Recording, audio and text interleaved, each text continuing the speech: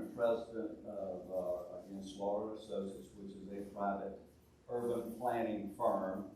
And we do a lot of urban planning, such as comprehensive planning, zoning ordinances, subdivision regulations, sign ordinances, annexation work, as well as redistricting. And we not only do the redistricting every 10 years for cities, counties, and school districts, but after annexations, if cities annex, they're supposed to redistrict at that time. So anyone that's annexed will have a right to vote and should be in a particular district. So that's just a little bit about me and why I'm here. I certainly appreciate the opportunity to be here. What I'm going to do this evening is go over the redistricting process. We're going to talk about the redistricting benchmark plan. And this one is just like the title says. It's a preliminary redistricting consultant plan, which the council had given us permission. We talked about the various ways of proceeding because the current election districts are out of balance. We prepared one that is in balance. It may not please everyone, but at least it's sort of a starting point. We have a plan that's in balance. So we're going to talk about both of those plans as well as the redistricting process. And there's a lot of text on this page. What it comes down to is the U.S. Constitution, Department of Justice requires to look at equal distribution of population among the election districts. That way, if you have and just for easy math, if you have a city with a population of 50,000 and you have 5 election districts, let's just say you have 1,001 and the rest of them have about 15,000. You know, that 1,000 people have the same voice on this city council as 15,000 of the others. Not fair. So that's the reason we have to make sure that we have meet the one person, one vote principle. And so that's oftentimes when most of the redistricting takes place in this country. Of course, with counties, their boundaries don't change, so they're typically just once every 10 years. So what we've addressed here in the benchmark plan, and I have the data I'm going to go over of why the city of Madison is redistricting. And basically what we do is take the total population of the city, which was 56,970, that's the 2020 population. We have the election districts that were created for the 2010 decennial census. And then we make the calculations to see if they're out of balance or not.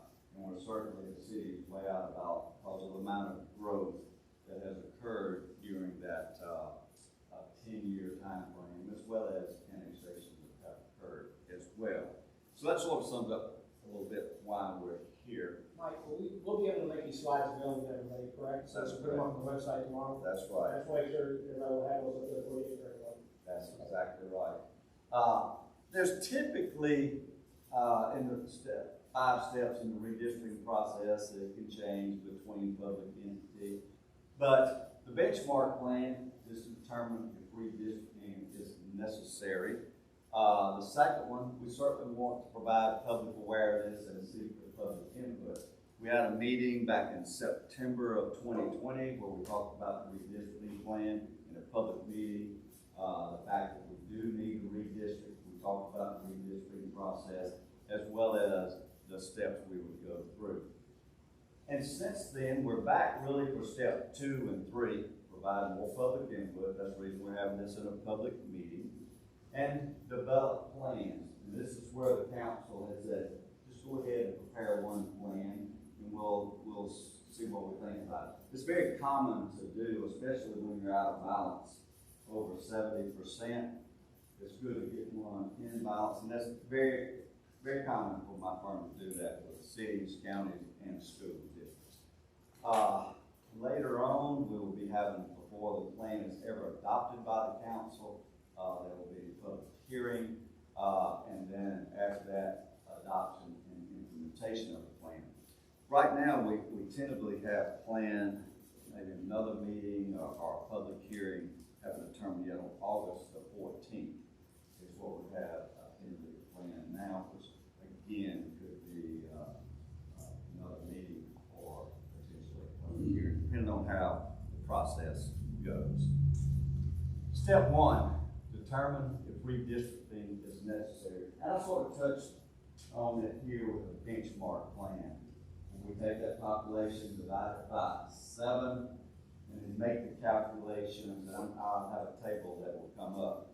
And so basically on our benchmark plan, instead of being 10% or under, which is what's required, so we'll be in balance with what's normally accepted as one person, one vote principle, we're 70.8% out of balance.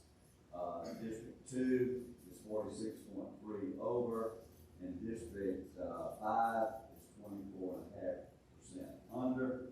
You add those two numbers together, that gives us our 70.8. But even other districts are out of balance, and the table, I should have it coming up shortly, you can see that. Step 2, hold public meeting, and that's what we're doing now. That's what we did in September of 21 to keep you all informed of what the city is doing, why we're doing it, and allow you to be part of the process and ask questions as well, should you have any. Step 3, develop plans. Now, I don't normally like just reading text from a slide, but I'm going to read the very first bullet there under the required standards. Section 2 of the Voting Rights Act is a nationwide prohibition against voting practices and procedures, including redistricting plans, that discriminate on the basis of race, color, or membership in a language minority. It prohibits not only election-related practices and procedures that are intended to be racially discriminatory, but also those that are shown to have a racially discriminatory results. So that's very important, and that's right from the Department of Justice website. There are additional standards that we like to employ. Certainly, we want to incorporate public input and concerns. We also would like to avoid redistricting an elected official out of their district. And I'll tell you why we like doing that. Let's just say if we took District 5 and District 2 and put them both in one district. One of them's going to have to go, so we'd have to have a special election for that, and then we'd have to have a special election for the other one that doesn't have a council member. Both of these were duly elected by the public to represent these districts, be on the city council and represent the people here. So I feel like it's not my job to take one of those out. So that's one thing we try to do, is keep everyone in a separate district, just like they are right now. And I've been doing this for over 30 years, and I cannot think of a time we had to put 2 in one district. So, and certainly that's the case here. It's good to sort of effectuate the least amount of change in the boundaries. If we can move fewer census blocks as opposed to a lot of them, in other words, those with more population, you can move less census blocks. Avoid, if possible, moving groups of strong constituency out of a particular district. District boundaries should have visible lines of demarcation. That's very important out in the real world. It's along a center line of a street, creek, power line, or something that's visible, unlike a section line. Avoid, where possible, splitting census blocks. Sometimes we have to do that, but we try to avoid that. And certainly if a public entity has polling places and precinct boundaries, we also like to give consideration to that as we're going through the redistricting process. So that slide was pretty long there. In the step 4, provide public review. Ultimately, we'll hold a public hearing before any plan is ever adopted. If we get input from the public hearing, where we need to make any changes to a plan, certainly do that. And in the end, the council, their duty is to choose the best plan for the city of Madison. And then the last step is to adopt and implement the plan, and that's what the city council will do, adopt it, and then make sure the voter rolls and all are updated, so when the next election rolls around, hopefully the election goes smoothly. That is definitely the plan. First, we'll talk about some population change for the city of Madison. You can see that in 2010, the official census was 42,938. In 2020, it grew significantly, 32.6% to 56,933. There were some slight discrepancies in the city of Madison boundary for the 2020 census that the Census Bureau used. Plus, there's been some small annexations. So the official number that we're redistricting is based on the population inside the city now, as we calculate it using the 2020 decennial census blocks of 56,970 is the number we're using, that we'll divide by 7 to get that ideal population. You can see the racial composition, 2010 versus 2020, and certainly we keep in mind the impact on minority voting strength and so forth. But you can see the black population in 2010 was 14.6, now it's 14.8. White population is 74%, now it's 66.6%. And you can see the other races, which are listed there in the note, increased dramatically, or substantially, I would say, from 11.5% to 18.5% over that 10-year period. Here we have a lot of numbers, and these numbers are actually on the maps in the back, and on the maps here. They're identical maps. I have a set here for me to try to answer your questions or whatever, identical set to the rear. But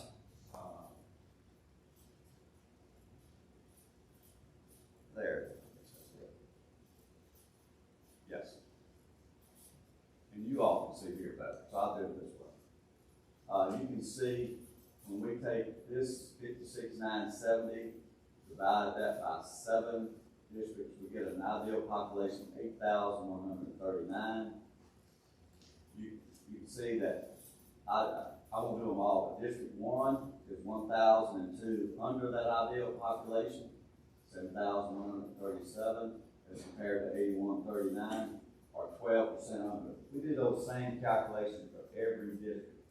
And we really prefer that every district be 5% or under. So even though District 1 doesn't cause the largest deviation, they're still over that 5%. Because we like to have a max of 5% over that ideal population percentage-wise, and a maximum of 5% under. So we have that comes up about 10%. So you can see each and every, the only one that's under the 5% is District 7. But the two that create the 70.8%, District 2 at 46.3% over, and District 5 at 24.5% under. Now we're required to redistrict based on the total population, but we also provide for reference the voting age population as well, so you can see that. So we do the numbers on that as well. And so this information, I think, was presented in September of 21 to show that we need to redistrict. Then after that, the redistricting was put on hold because there was some discussion and study and analysis of maybe going to a different form of government, city manager or something. So we were asked to put it on hold until that decision was made. No change in the form of government, so we proceeded with our 7, and that's what we're here to present. The consultant plan 1 that our firm prepared, just as one to work with. Now this is just a graphical depiction. I talked on those tables, which really doesn't stand out other than you're just looking at the numbers. You can see here the graphical depiction how much over and under that ideal population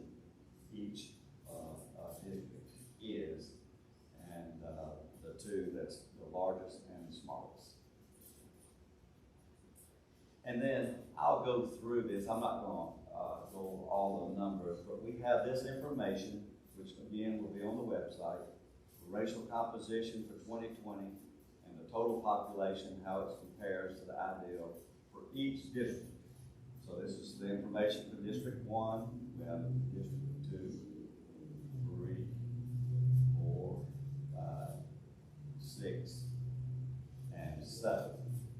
And again, all that information will be on the website. And then this is just a copy of the benchmark plan, which again probably is there as well as here.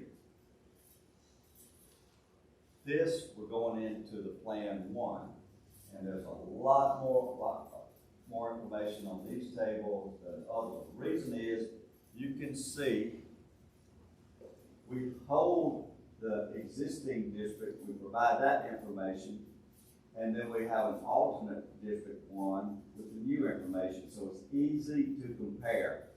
Population total for white, percent, black total, black percentage, other races total and percentage. So it's easy to compare and see how each election district changes based on this preliminary consultant Plan 1. And again, this is not one that the council prepared or the council instructed. This is just one we came up with. There's been no discussion of adoption or moving forward with this. This is to have a starting point and provide you all with that information and show you one that's in balance. So again, we have that same information for each district, and you can see how District 1 is 5% over, District 3 is 4.8% under, which gives us our 9.8%. Every other district is under that 5%. District 2 is 4.9. I've already gone over that one. District 4 is 4.1 under. District 5 is 3.6 over. District 6 is 1.3 under. And District 7 is 3.3% under. So does this meet that one person, one vote principle that's required by the Department of Justice and the Voting Rights Act? Yes, it does. It meets that. We certainly keep in mind the impact on the protected minority as well, and you can look and see that all of these percentages are very close. There's going to be some slight changes. If you start moving population, you're going to have some slight changes. But we try to keep in mind that as well, and those are all percentage-wise very close. So that's sort of addressing how that impacts the minority voting strength. So we look at the one person, one vote principle, impact on minority voting strength, all of that information is displayed here. Looks a lot better, doesn't it? No more up and down. You can see how this, and this one slide totally addresses just the one person, one vote principle. And you can see we're under that 10% threshold there.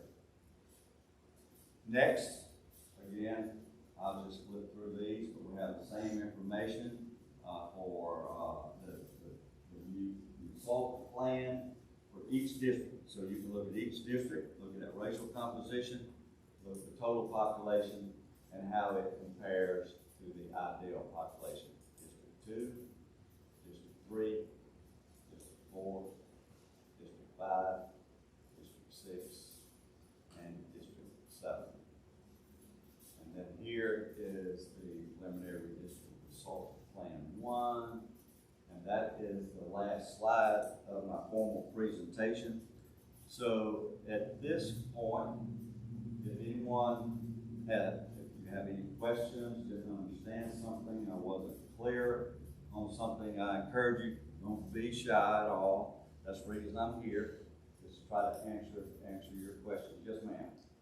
Well, I understand that some stuff came down to the Supreme Court about actually making a minority district so that the minorities would have representation, or, would be more likely than not, if the district is minority driven, that a minority would run for the council or the mayor or whatever, office they want to run.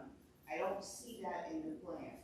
Do we have an alternative that does something like that? I know that the Supreme Court did not make, a decision on that particular part, but they did tell the state of Alabama that it's necessary to do that with the state districts.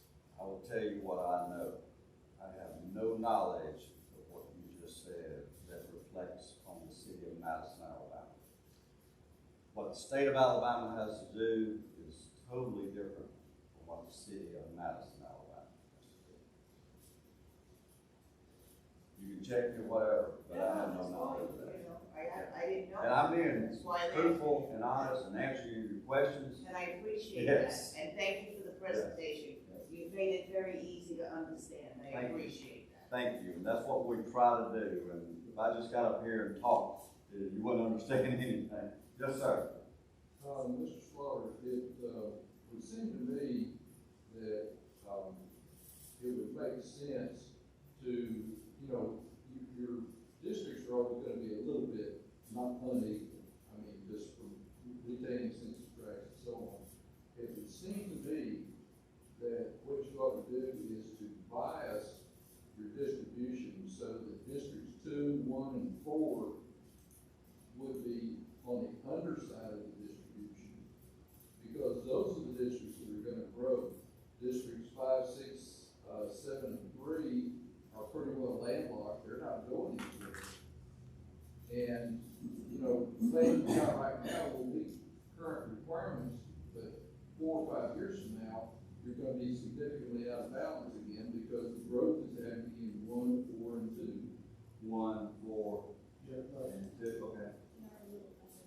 I had the same question, like for one, it was like way under, and now it's about 4-point-something% over, but for District 3, it was quite a bit under, but now it's still 4-point-something. Okay. So would it be good to boost that up? We If could it's put still that. losing people, to boost it up above 2 or 3%. So what we're saying is districts 1, 2, and 4 are the ones we sort of anticipate most Yeah, of that's the year. where the growth is. And therefore, it might be best to have those under that ideal population, so it will be able to absorb that growth and still be in balance. Exactly. I got what you Yeah, said. that was my Yeah. question. Are you using access to just the census, or do you also have current projection data that's good? And that's a good question there that I did not touch on in the presentation. No matter how much growth occurs since the decennial census of 2020, those are the numbers we're required to use. And your question makes a lot of sense. If we were, if let's just say any city in Alabama had a huge annexation in 2028, we would still have to use the 2020 decennial census. So, we can only use what was the numbers were on April 1 of 2020. And certainly what your question certainly makes sense.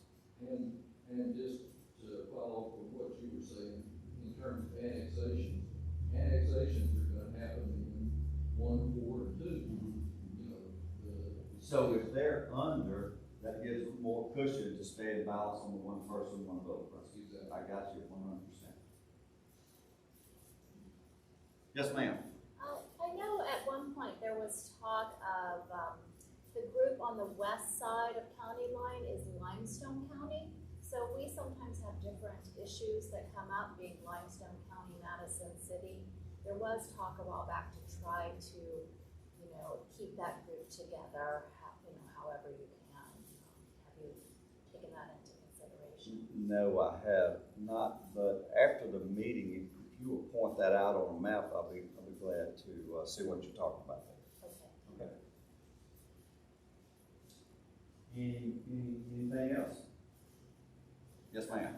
I've been kind of playing around with Dave's redistricting, and I don't have all of our council members' addresses. In fact, the ones that I Googled, I saw 2 that were fairly close to maybe being in the same district. So is that information that's available to the public if we're doing our own maps? The address of the council. Or, Council I don't members. know what, know what. I can't speak for the city on that, I just know we have them, and I'm hoping it's right where they live, but, Is that the red dots with the? Yeah. that's right, yeah. Okay. The red dot, yes, as a city council resident, it has it on here, 11 city council resident, their red dot, that's the red dot. Oh, okay, that would be very helpful. Yeah, that's where they live, Okay. yes. Oh, okay, thank you. Yes, okay, I didn't realize that's what you read, yeah, it's on here. Okay. Yes, ma'am. I have questions that were projected on the city council for District 6. And so I have questions between now and I'm going to ask you individually or do it here or what you would like. You can ask a question, and if I can't answer it, we'll find an answer from someone else. All right, well, looking at the numbers, you've moved 2,000 people from District 6 to District 5. And then you added 4,000 people on the other side. So that's not really keeping the least amount of change possible. I mean, I have constituents that are proposing that are now being moved down, and I'll have 4,000 new ones that I don't even know. So how is that keeping to the guidelines? Yes, ma'am, and District 5 is underpopulated, so they have got to gain population. They can't go north, they can't go east, they could go some south. But that's the reason District 5 has got to gain population, because they're underpopulated. And when you, that tends to have sort of a domino effect sometimes. You've got to get out of one district because District 5 is locked on 2 sides here, then the district you took that population from may have to gain additional. So that's, District 7, you only added 100. Yeah, as well. I don't know, it just looks like the imbalance. and I can understand that. Changes that are in The District 7 was the one that was already in balance. District 7 was already in balance. The only reason this changed on District 7 was to take that out of District 2 to get it in balance. So District 7 was the only one in the whole city that was under 5%. So we needed, District 5 needed it, so we go to District 6 and here. And let me tell you, this is just a preliminary consultant. Okay, well, I'm Yes. just, you know, Yeah. that's that. I take it as constructive criticism. You're not being critical, you're asking a reasonable question. Yes. And why we did it. What would be the line there between 6 and 7 over there on the, I guess, south The end? shading is the line. Yeah, well, the current line, yeah, is it a street, like you said, it would be a street, light pole? Island. Yeah, this is Madison Is that right here. Highland as well? And we have the street names on here where you can see on the maps all the street names. Yeah, is that a street going through where the District 5 is? It's Highland? No, it's like Sienna. Yeah, point out what I'm talking about right here. She was, that's, What is the delineated thing here? That's Highland Drive? Highland Drive is north of that. That appears to be some type of creek there because there's no name on it. But Highland Drive is just north of that red line. Thank you. But yes, that's. Yeah, I mean, there are some streets that, like Sienna Vista, I'm like, you know, the concept, and I don't have the top half of the street, like, in fact, the whole neighborhood, I don't know. So I'm just trying to. A lot of what you just described already exists, and some of the changes that we make are very similar, because you want to use a visible line of demarcation, so when you go from one district to another, there's gonna be a lot of cases where you have one district on one side of the street, another one on the other side of the street, and that's very common to do that. It exists now in the city. Yeah, I got it, no, that one just seemed right in the middle. I got you, yeah, in a neighborhood, yes. I'm just, And we can take a look at that. yeah. Yes, sir. Back when I was going to school board meetings about 10 years ago with the school district zoning, the Madison City Schools hired a firm like yours to predict year by year what the school population would be, and they had all this data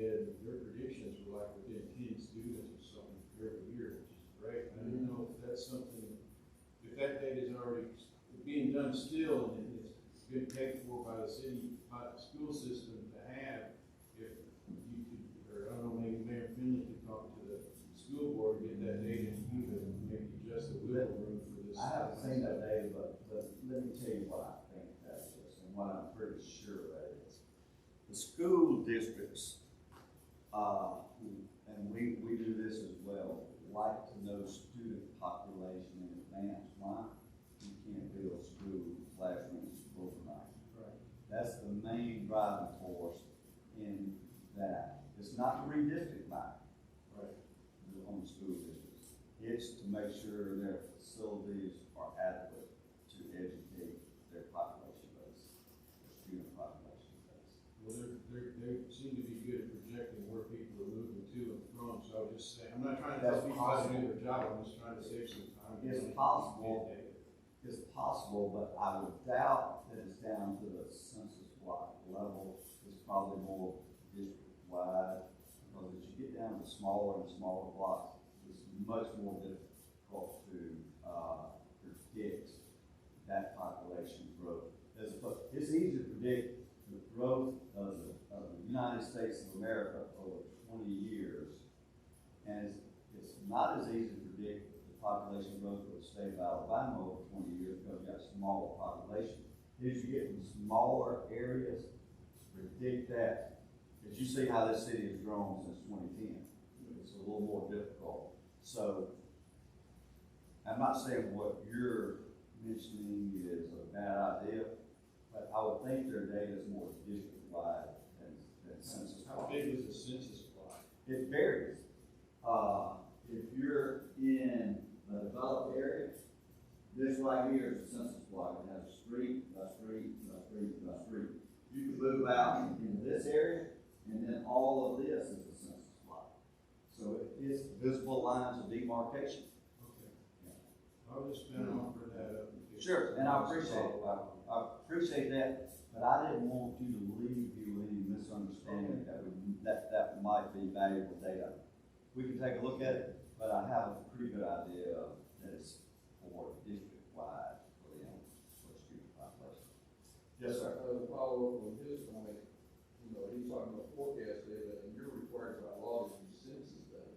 That's correct. Which is, from 2020, so you've got that dichotomy there. Well, what it is, it sort of goes to your earlier question, what he was talking about. If we know where that growth is occurring, like in District 1, 2, and 4, Yeah. and I think what this gentleman was offering up is they may have an idea of that population in District 1, 2, You got some wiggle room to play with. Yeah.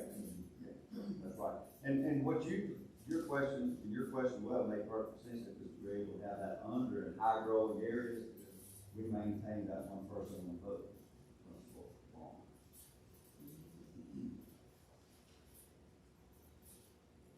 Any further questions? I had Yes, just ma'am. one more question. Here in the city, we really have a very low amount that actually votes, especially in our city local elections. Is that anything you would ever take into consideration when you're doing your maps, or? Most of the time, no. Most of the time, no. Where that sort of comes in is maybe if there's a challenge to a plan or a challenge to an election, and you look at voting practices and things like that, which I don't believe there's a history of that here in the city of Madison. So what we look at, as I mentioned earlier, one person, one vote principle, and how that impacts, those changes impact protected minority voting strength. And all of that is pretty close as far as percentage wise. And that's what we've looked at. Could you explain a little further what voting challenges mean? If someone filed a lawsuit against the results of an election. Yeah. Well, it's a lot of good questions, Mike. Yes, ma'am. I have a quick question. Based on the population growth that you're seeing, based on the census data that you're seeing, at what point do you reach a limit where you have in the district? That's a legal question there, and depending on, we're not there yet. I guess depending on the form of government, and I I know there's some that have, some cities that, if they're under 10,000, they have 5. If they go over 10, they go to 7. Once you're into that 7, I think you have a large range to go. So I agree with your city attorney. I don't think you were close to that. That certainly is a reasonable question. Well, Huntsville just has 5, and they have a much larger population, so I think most governments, municipal governments have either 5 or 7, I don't think. we Based ever- on their form of government. Right. Yes. Right. And Fort Payne, which is much smaller, does have 9. Do they really? So it is based on the form of government.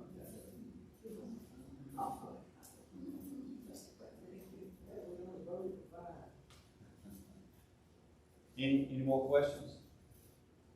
Well, I certainly appreciate you being here tonight. As I mentioned at the beginning of the presentation, I mentioned again, my firm and I very much appreciate the opportunity to be of service to you and the city of Madison.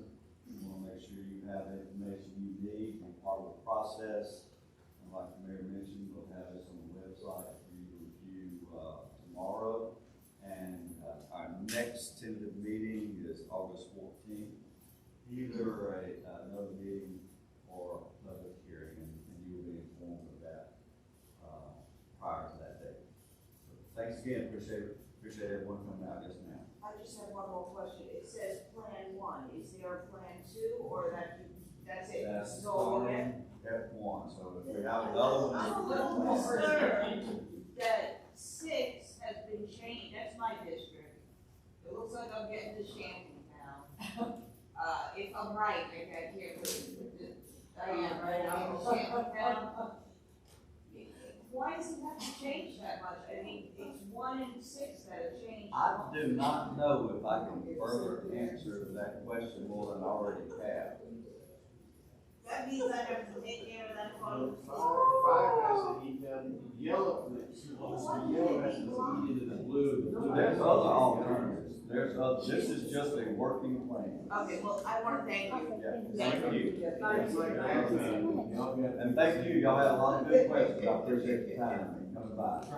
No, that looks really good. Thank you, I appreciate it. Thank you very much. Oh, thank you. How you doing? Fine, how you doing? Yeah. How you been?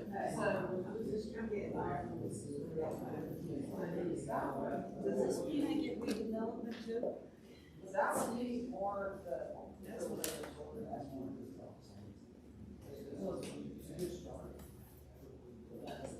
Doesn't stand out. Oh, there it is, 250. Because it's less. There's a social